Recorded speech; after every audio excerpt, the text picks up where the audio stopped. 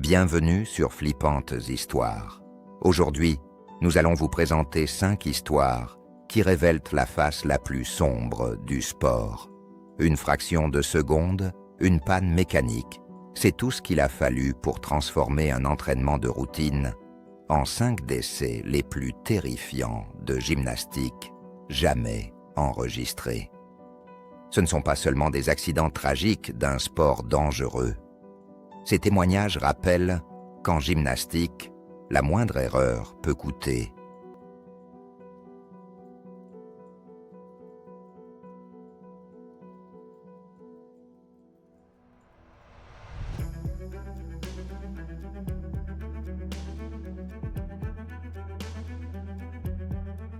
C'était le 15 mars 2019 quand Brooke Kahn, âgé de 16 ans, a marché sur la piste de saut. L'événement se déroulait à l'arène du championnat régional à Columbus, Ohio. La lycéenne de Westerville avait passé 4 ans à se consacrer à obtenir une bourse de gymnastique. Ses parents, qui travaillaient tous les deux à 2 emplois pour couvrir les frais d'entraînement, avaient tout sacrifié pour ce moment. Brooke était connue pour son éthique de travail, inflexible, et sa puissance explosive au saut. Mesurant 1,57 m avec un corps compact et musclé, elle possédait la rare combinaison de vitesse et de précision. Cette combinaison attirait l'attention des entraîneurs. Elle était la première à arriver à l'entraînement et la dernière à partir. Brooke restait souvent et après les heures pour perfectionner des compétences que les autres avaient maîtrisées. L'arène bourdonnait d'une énergie nerveuse alors que plus de 200 gymnastes se préparaient. La coéquipière de Brooke, Jessica, était tombée lors des échauffements sur le même cheval de saut. Cet incident avait ébranlé la confiance de leur équipe, mais Brooke semblait imperturbable, s'enduisant méthodiquement les mains de craie. Elle visualisait sa routine avec une détermination concentrée. N'oubliez pas de vous abonner à Flippantes Histoires et d'activer la cloche pour ne manquer aucune de nos prochaines vidéos troublantes. Nous publions régulièrement des témoignages qui vous tiendront en haleine. La piste de saut avait été récemment refaite et plusieurs gymnastes ont mentionné des différences. La texture était différente de celle de leur gymnase habituel. Le tremplin utilisé pendant 3 saisons montrait de l'usure autour des bords. Lors de l'inspection de l'équipement, les officiels ont noté le ruban adhésif usé. Ils l'ont cependant jugé acceptable pour la compétition. Alors que Brooke levait la main pour signaler au juge, l'arène devint silencieuse. Elle avait effectué ce saut des centaines de fois. Un Yurchenko avec double vrille, nécessitant un timing parfait et une conscience spatiale. Sa course d'approche commença avec une puissance caractéristique, ses pieds martelant la piste, alors qu'elle gagnait de l'élan pour son décollage explosif. À 25 mètres sur la piste, Brooke a atteint sa marque et s'était lancée vers le tremplin. Mais lorsque son pied gauche a touché, le ruban adhésif usé n'a pas fourni une traction adéquate. Son pied a glissé de seulement 2 pouces vers la droite. Mais en gymnastique, 2 pouces pourraient aussi bien être 2 pieds. La légère déviation a modifié sa position corporelle de 15 degrés. Cette déviation a perturbé l'orientation spatiale, développée au fil des années de répétition. Ses mains ont frappé la table de saut. À un angle incorrect, l'impact a projeté son corps dans les airs, avec une rotation avant dangereuse. Au lieu du double saut périlleux contrôlé qu'elle avait prévu, le corps de Brooke n'a effectué qu'une rotation et demie. Elle était en aveugle, son dos tournant vers le tapis de réception. Sa tête menait la descente vers la surface impitoyable en dessous. L'impact fut dévastateur. Le cou de Brooke s'est comprimé à un angle sévère, alors que son poids corporel total, plus l'élan de sa chute, l'écrasait. Les vertèbres C, 4 et 6, 5 se sont instantanément fracturées. Le craquement distinctif était audible pour les entraîneurs à proximité. Sa moelle épinière s'est complètement sectionnée au point d'impact. Toutes les voies neuronales en dessous de la blessure ont été coupées. Son corps est immédiatement devenu mou, ses jambes fouettant au-dessus de sa tête. Le silence qui a suivi était assourdissant. 200 athlètes et leurs familles ont regardé avec horreur alors que Brooke restait immobile. Son corps était positionné de manière à montrer que quelque chose de catastrophique s'était produit. Le personnel médical d'urgence est arrivé en 90 secondes. Mais les dégâts étaient irréversibles, malgré des efforts de réanimation agressifs pendant les 12 minutes de trajet en ambulance.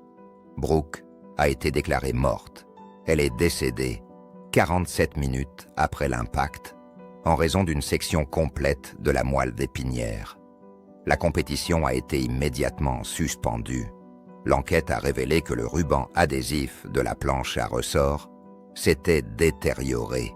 Il était devenu extrêmement glissant sous les conditions humides de l'arène. Son entraîneur n'est jamais revenu à la gymnastique de compétition. Il était incapable de continuer dans un sport qui avait pris la vie d'une élève qu'elle considérait comme sa propre fille.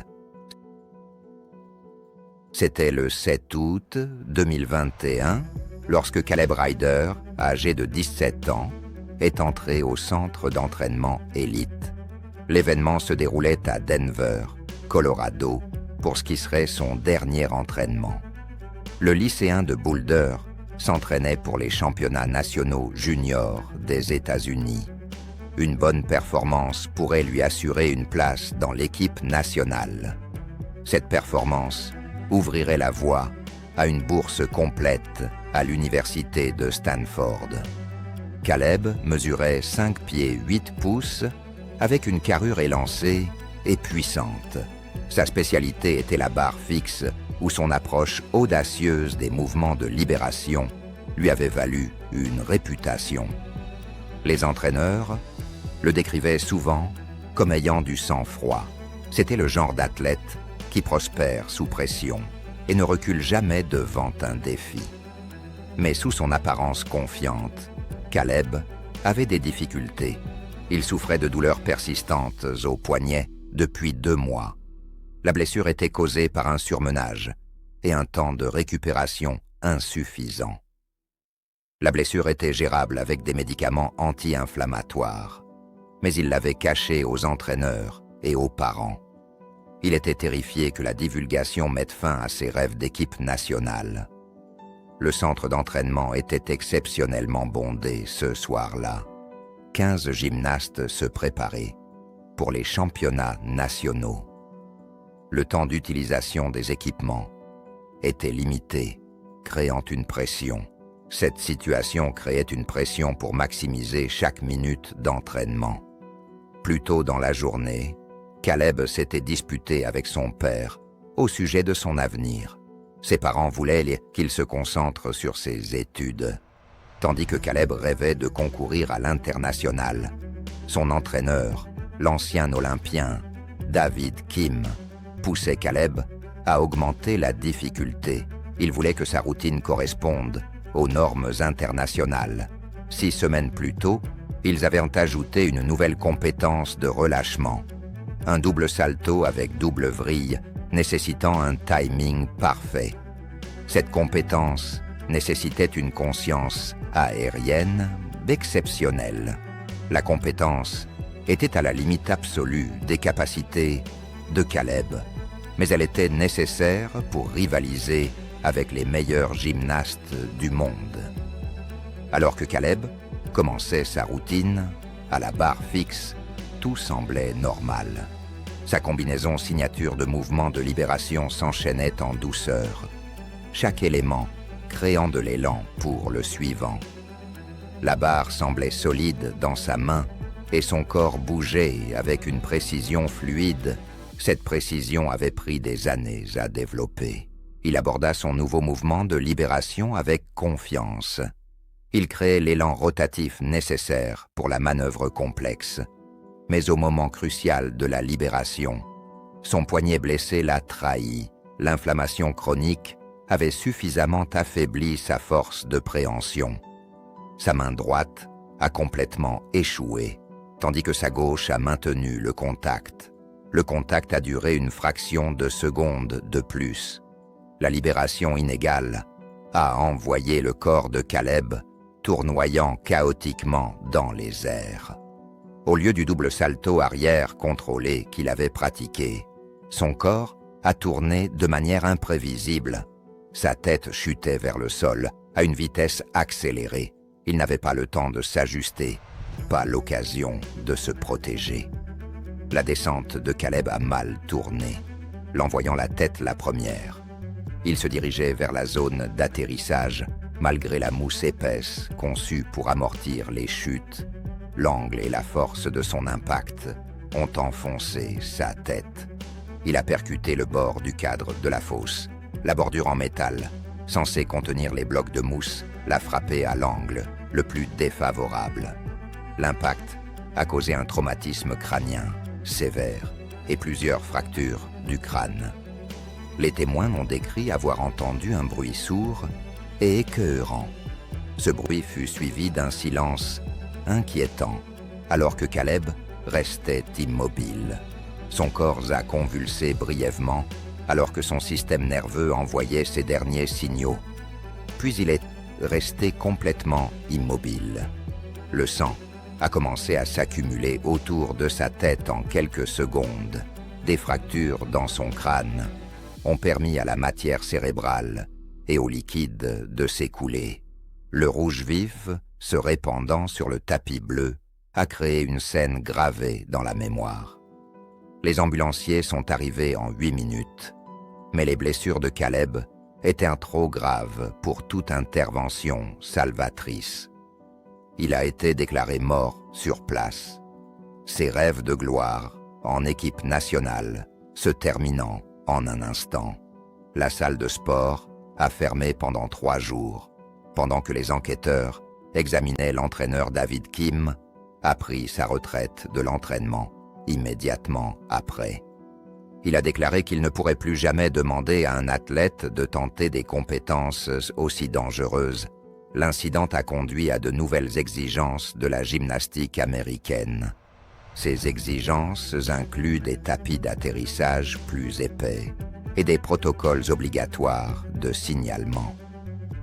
Les parents de Caleb ont poursuivi l'établissement pour manque d'équipement de sécurité, ce qui a abouti à un règlement qui a financé l'amélioration des normes de sécurité. C'était le 22 mai 2020, lorsque Sierra Monroe, âgée de 15 ans, est montée sur le tapis. L'événement se déroulait lors de la compétition de championnat d'État à Phoenix, Arizona. La 2e année de Scottsdale s'était entraînée pour ce moment toute sa vie. Tout dépendait des 90 secondes suivantes. Elle avait besoin d'un score de 9,4 ou plus pour se qualifier aux championnats régionaux. Sierra était connue pour son expression artistique et ses passages au sol puissants. Mesurant 1,63 m, avec une flexibilité exceptionnelle et un sens du rythme, elle apportait un style unique. Sa personnalité était tout aussi captivante. Elle était la coéquipière qui savait détendre l'atmosphère avec une blague. Mais elle possédait également la force mentale pour performer sous une pression extrême. Son entraîneur, l'ancienne gymnaste universitaire Amanda Walsh, avait chorégraphié la routine de Sierra. La routine était construite autour d'un spectaculaire passage final de tumbling. Ce passage comprenait d'un double salto arrière avec double vrille. La compétence était à la limite supérieure des capacités de Sierra, mais elle atterrissait régulièrement à l'entraînement depuis 3 mois. La compétition se déroulait dans une ancienne arène où le tapis d'exercice au sol était utilisé depuis plus de 8 ans. Bien qu'il ait passé les inspections de sécurité de base, le tapis montrait des signes évidents d'usure. Il y avait des dépressions légères, là où d'innombrables gymnastes avaient atterri. Des zones où les ressorts en dessous avaient perdu de leur réactivité. Sierra luttait contre une légère entorse à la cheville depuis des semaines. C'était le résultat d'un atterrissage maladroit lors de l'entraînement. Elle avait convaincu son entraîneur qu'elle était prête à concourir. Elle avait démontré une amplitude de mouvement complète et géré l'inconfort avec du bandage. Alors que Sierra commençait sa routine au sol, tout semblait parfait. Son premier passage acrobatique a été réussi. Ses mouvements de danse s'enchaînaient avec une grâce caractéristique. Son deuxième passage acrobatique a suscité les applaudissements enthousiastes de la foule. Elle était à son meilleur niveau. Lorsque cela comptait le plus, elle gagnait en confiance et en élan, alors qu'elle approchait du moment culminant. Le dernier passage acrobatique en diagonale a commencé sans faute. Sierra s'est lancée dans sa compétence signature avec une forme parfaite. Son corps tournait avec la précision qu'elle avait développée. Le premier salto a été complété exactement comme prévu. Elle a commencé la deuxième rotation avec la position du corps parfaite. Mais pendant le deuxième salto, le tapis de sol usé s'est comprimé inégalement. Il s'est comprimé sous sa zone d'atterrissage.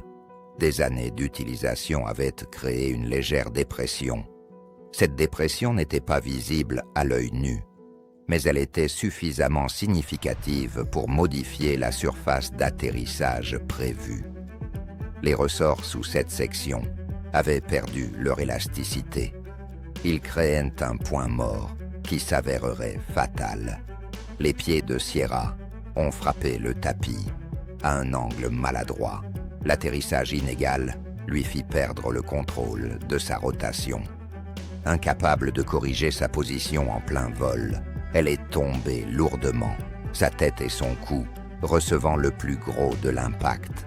La force de l'atterrissage combinée à son poids corporel et à son élan a provoqué une blessure par compression de sa colonne cervicale. L'impact a fracturé sa vertèbre C2 et causé de graves dommages à sa moelle épinière. Cette blessure a entraîné une paralysie immédiate et une perte de conscience. Son corps s'est effondré de manière anormale lors de l'impact, ses jambes se repliant sur son torse alors que l'élan de sa culbute continuait. Des témoins ont décrit avoir vu le corps de Sierra devenir complètement mou en plein atterrissage. Il n'y avait aucune tentative de casser sa chute ou de se protéger. C'était une preuve claire d'une perte immédiate de toutes les fonctions motrices.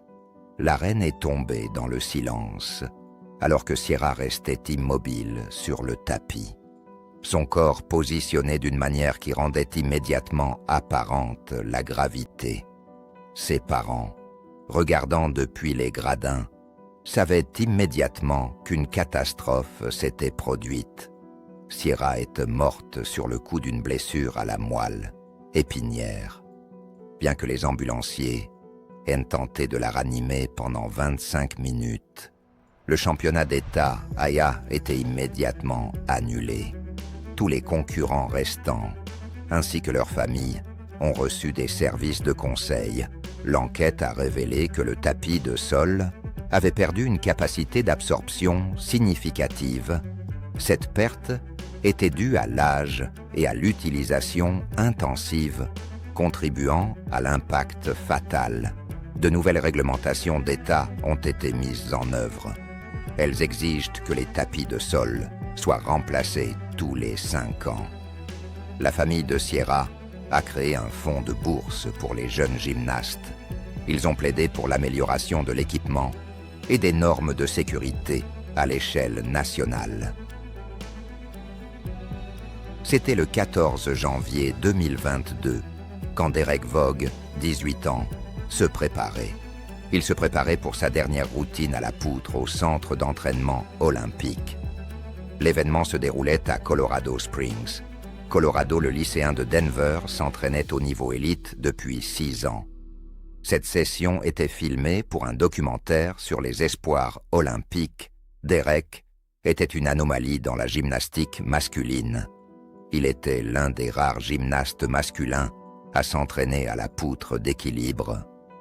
Mesurant 1,78 m, avec un contrôle corporel exceptionnel, il avait développé des combinaisons innovantes.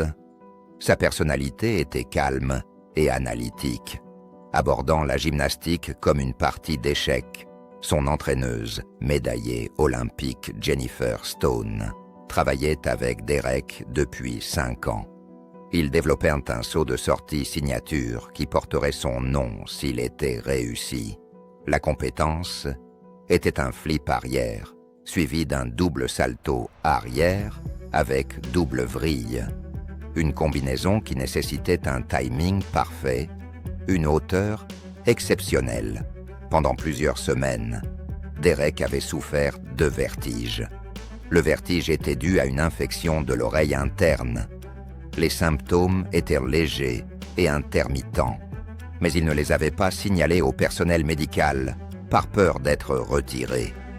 Avec les essais olympiques à seulement quelques mois, il ne pouvait pas se permettre de contretemps. La poutre du centre d'entraînement olympique était réglée à une hauteur de compétition, 4 pieds au-dessus du sol, avec des tapis de réception standards. L'appareil avait été inspecté ce matin-là et ne montrait aucun signe d'usure, alors que Derek commençait sa séquence de descente. Les caméras du documentaire ont capté chaque détail. Son flip arrière était impeccable, générant l'élan nécessaire. Il s'était lancé haut au-dessus de la barre, avec une forme parfaite. Son corps tournait avec la précision qu'il avait mis des années à développer. Mais en plein vol, lors de son deuxième saut périlleux, l'infection s'est manifestée. L'infection de l'oreille interne qu'il avait cachée s'est soudainement manifestée. Il a eu une grave crise de vertige. Son orientation spatiale a complètement disparu. Il ne pouvait plus distinguer le haut du bas, ne pouvait pas localiser le sol. Il n'avait aucun point de référence pour contrôler sa rotation. Incapable de s'orienter dans l'espace, le corps de Derek a continué à tourner. Il a tourné au-delà des 2 sauts périlleux prévus. Il a ajouté une 3e rotation incontrôlée qu'il a envoyée s'écraser. La chute de 8 pieds, combinée à son poids corporel, a créé un scénario d'impact dévastateur.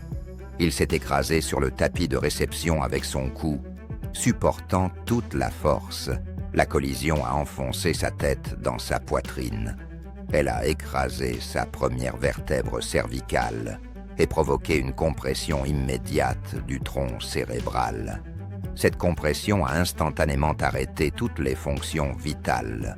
Son corps a rebondi une fois à l'impact avant de se retrouver dans une position non naturelle, ses jambes tordues sous son torse et ses bras écartés à des angles impossibles. Les caméras du documentaire ont capturé toute la séquence y compris le moment où le corps de Derek est devenu complètement mou. Les images ne seraient jamais rendues publiques, mais elles seraient utilisées dans les programmes de formation à la sécurité. Derek a été déclaré mort quelques minutes après l'accident. Ses blessures étaient si graves qu'aucune intervention médicale n'aurait pu lui sauver la vie. Le centre d'entraînement olympique a suspendu tout entraînement à la poutre pendant 48 heures. L'entraîneur Jennifer Stone a pris un congé et a finalement quitté définitivement l'entraînement. Elle était incapable de continuer après avoir perdu un athlète qu'elle considérait comme un fils.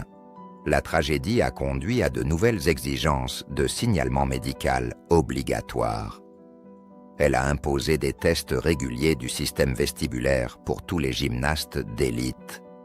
C'était le 3 juin 2023, quand Lena Prescott, âgée de 19 ans, s'est avancée elle s'est avancée vers les barres asymétriques, aux championnats nationaux, à Saint-Louis, Missouri. La jeune étudiante de l'UCLA s'était entraînée toute sa vie pour ce moment. C'était ses premiers championnats nationaux seniors. Une bonne performance pourrait lui assurer une place dans l'équipe du championnat du monde. Lena mesurait 5 pieds 6 pouces, avec des épaules puissantes. Sa silhouette élancée la rendait idéale pour les barres asymétriques. Sa spécialité était les éléments de force combinés avec des mouvements de lâcher complexes. Elle avait développé une routine avec le score de difficulté le plus élevé de la compétition. Sa personnalité était méthodique et précise. Elle visualisait chaque élément de sa routine des dizaines de fois avant de concourir. Son entraîneur, l'instructeur vétéran Robert Chen, avait passé 3 ans à aider Lena. Le lieu du championnat était rempli de plus de 5000 spectateurs. Il y avait des recruteurs universitaires et des sélectionneurs de l'équipe nationale. Cette situation créait une atmosphère de pression intense et d'opportunités illimitées. Pendant 3 mois, Lena a géré un syndrome d'accrochage de l'épaule. Elle l'a géré grâce à une thérapie physique intensive. Le médecin de l'équipe l'avait autorisée à concourir après qu'elle ait démontré une amplitude de mouvement. Pendant les échauffements plus tôt dans la journée, Lena avait remarqué quelque chose. La barre haute semblait légèrement desserrée lorsqu'elle effectuait ces éléments. Elle l'a mentionné à un responsable de l'équipement qui a effectué une inspection approfondie. Il a déterminé que toutes les connexions respectaient les normes de sécurité. L'appareil de barres asymétriques avait été utilisé pendant 2 saisons. Il avait passé toutes les inspections de sécurité requises. Cependant, des micro-fissures de stress se développaient dans les connexions métalliques. C'étaient des défauts invisibles qui ne deviendraient apparents que sous les forces extrêmes. Alors que Lena commençait sa routine, tout semblait parfait. Sa séquence d'éléments de force d'ouverture s'enchaînait sans accroc. Chaque déséquilibre était maintenu pendant les 2 secondes requises. La foule réagissait avec enthousiasme à son style puissant. Elle gagnait en élan pour son mouvement signature. Un équilibre avec un demi-tour en position de soutien. Elle s'était lancée en équilibre sur les mains avec un contrôle caractéristique, son corps formant une ligne verticale parfaite au-dessus de la barre haute. Mais lorsqu'elle a atteint l'extension complète, la connexion précédemment lâche a cédé complètement. Les microfractures de stress qui se développaient depuis des mois ont finalement atteint une défaillance critique. Elles ont provoqué un déplacement soudain de la barre haute sous son poids. Sa main droite a glissé de sa position prévue lorsque la barre a bougé. Cela a détruit le placement précis de la prise qui était essentiel pour la figure. Avec son soutien compromis, Lena a commencé à tomber sur le côté. Elle tombait entre les barres asymétriques. Son corps se tordait. Cette situation a créé un effet de levier qui a soumis son humérus à des forces. Ces forces étaient bien au-delà de ses limites structurelles. L'os a craqué avec un bruit audible qui a été entendu dans toute l'arène. Le son aigu, coupant à travers le bruit ambiant comme un coup de feu. L'os cassé a immédiatement perforé son artère brachiale. Cela a causé une hémorragie interne massive, alors que son poids corporel continuait. Du sang artériel rouge vif a commencé à jaillir en pulsations rythmiques. Il couvrait l'équipement et le sol, alors que son système cardiovasculaire entrait en état de choc. La combinaison de la perte de sang et du traumatisme crânien a créé une urgence médicale. Cette urgence dépassait les capacités même des soins au traumatisme les plus avancés. Le personnel médical d'urgence était sur place en quelques secondes.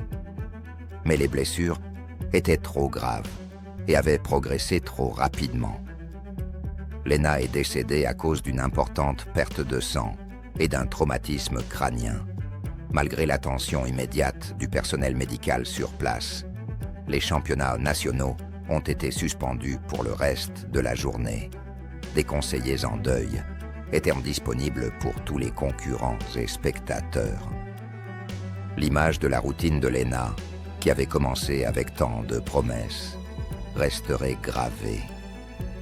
Elle s'était terminée par une telle tragédie.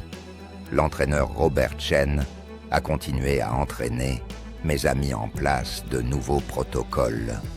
La mort de Lena a poussé USA Gymnastics à imposer la présence de chirurgiens traumatologues. Son héritage est devenu celui de normes de sécurité améliorées. Ces normes protégeraient d'innombrables gymnastes futurs de tragédies similaires.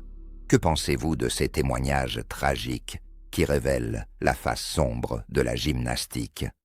Partagez vos réflexions et émotions dans les commentaires sous cette vidéo.